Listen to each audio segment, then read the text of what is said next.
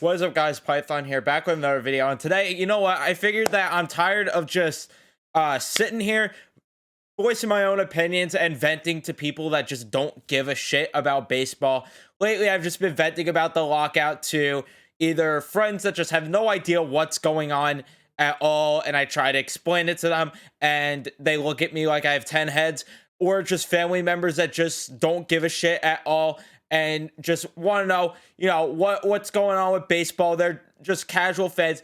No one in my family, none of my friends are really diehard baseball fans like me. So you know what? Here's my opportunity. This is why I have a channel in the first place, right? I recap every single New York Rangers game. I have the team freaking tatted on me, right? I got this here. You get the idea. You get the idea. I made a YouTube channel because I wanted a place to vent to others and for others to vent back and to have back and forth sports conversations here. That's what the channel is. So let's utilize it. Time to talk about the lockout. And yeah, so today, obviously, there was the deadline, this imaginary deadline that the MLB made. And I'm going to be ranting a lot in this video because I'm pissed off, quite frankly. And I tried to stay away from making this video because I know how controversial it is between which side people are on. And I know that I might get some flack for being on the player side from some people. But if you want to have your opinion, you have your opinion. I'm on here to vent because, quite frankly, I'm absolutely irritated. So you have this imaginary deadline that the MLB makes up that was originally yesterday, February 28th. I don't know at the time of this being up if it's going to be past then. Who knows how long I'm going to rant for. But at the time, February 28th was the deadline originally. The deadline that the MLB made up and said, all right, well, we need a deal done then in order to start games on time.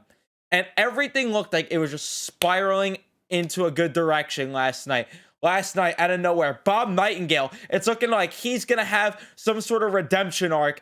And as Jared Carrabis said on Mark's Spaces last night, if you were there, and you should have been there if you weren't, because it's always great to hear from top baseball fans, other baseball fans alike. But if you were in Mark's Spaces last night, you heard Jared Carrabis, Bob Nightingale, it would be like an NBA team winning the MLB championship if Bob Nightingale reported that the lockout ended. But that's besides the point. I side rambled way too much on that just to talk about that point that he made. But Bob Nightingale just pumping us and pumping us and pumping us with tweets all night. And it looked like for a bit that we were going to get baseball back. Everything seemed to be in the right direction. Out of nowhere, Bob Nightingale ends up tweeting the only thing that the MLB and the MLBPA were trying to decide on was 14 teams in the playoffs or 12. And you're like, holy shit, we're going to get baseball back. So the sucker I am, the sucker you are, the sucker we all are, stayed up till 3 a.m. last night just for Bob Nightingale to tuck us in and say that there's no deal. They'll meet tomorrow. The new deadline is at 5 p.m. Since there's no technical deadline, it's just this imaginary bullshit that the MLB is making up. But all right, so we're here. I wake up at like 11:30 today. Got some good sleep after that. So yes, woke up then. I won't lie, I woke up a couple times in the middle of the night just by chance that they met early in the morning or something, and something randomly got done. But woke up at 11, and then it was the players that were meeting at 11, and then the PA met at 11.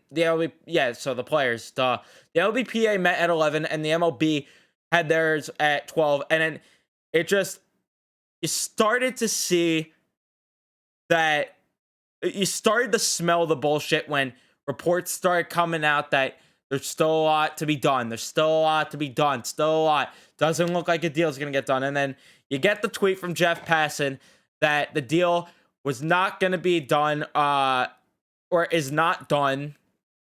You get that tweet.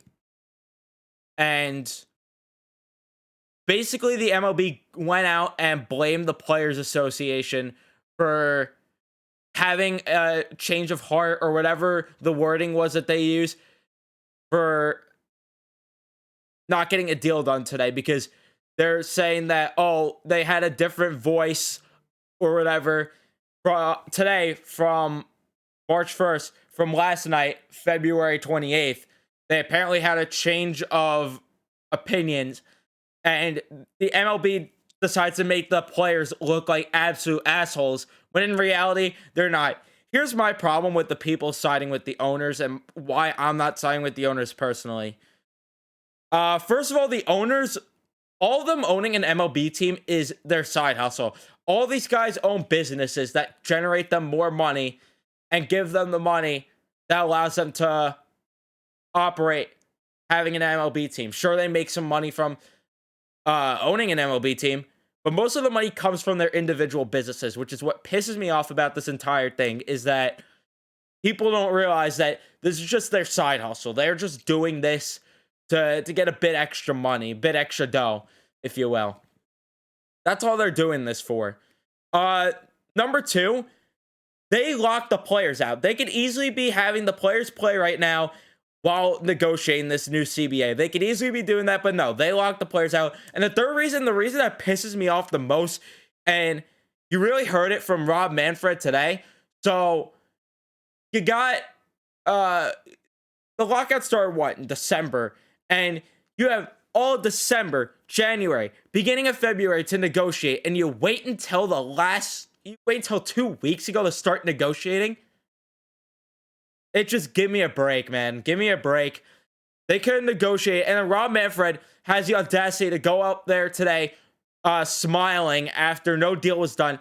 And he has the balls to say, when someone asks him, why couldn't you guys negotiate 3 months ago or so? He's like, yeah, well, we've been negotiating for the past 10 days. So you're just going to completely dodge the whole you weren't talking for 3 months thing? That's really what we're going to do here?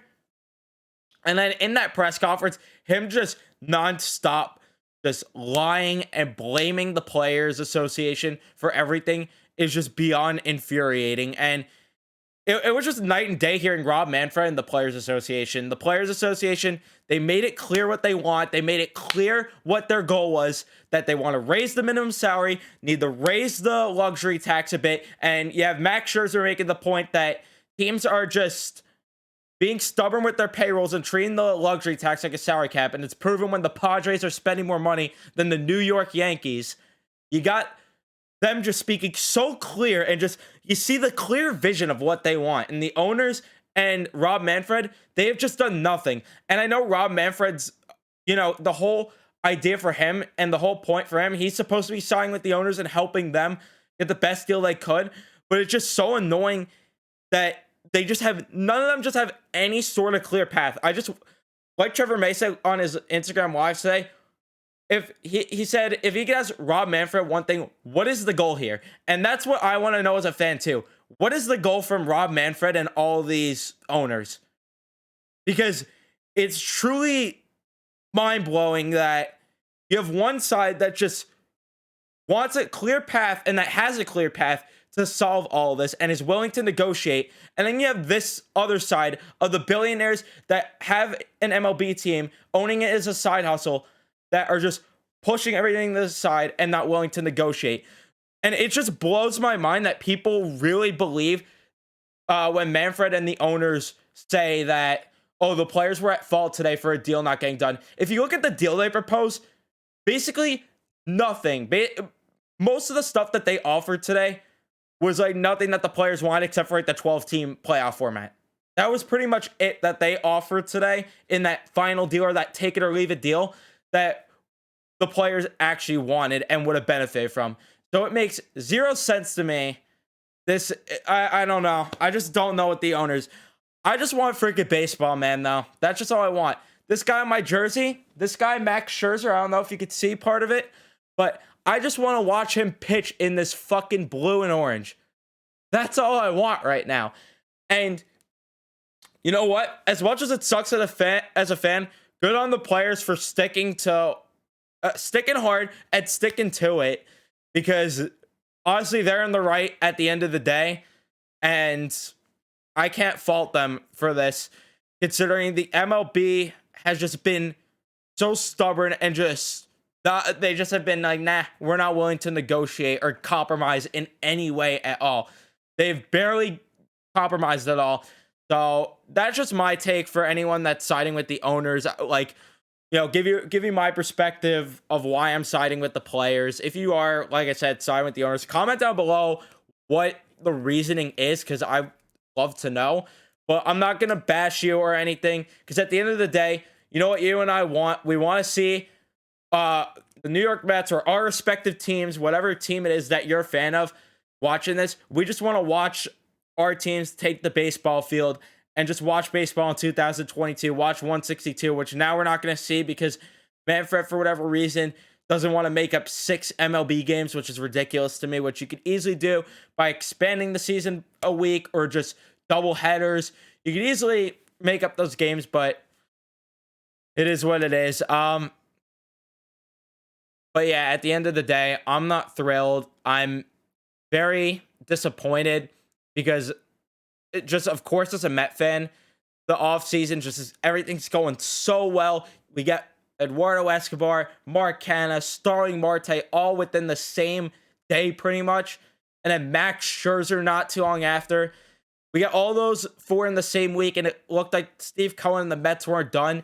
And then all of a sudden, nope. And it just sucks because Steve Cohen and the Dodgers owner, I forgot his name, but most of these top end owners, I think you get the idea. It just sucks that these small market owners are ruining it for them, and they're scared of teams like the Mets, the Dodgers, and just other teams like that spending big money if they raise the luxury tax. It's just very unfortunate.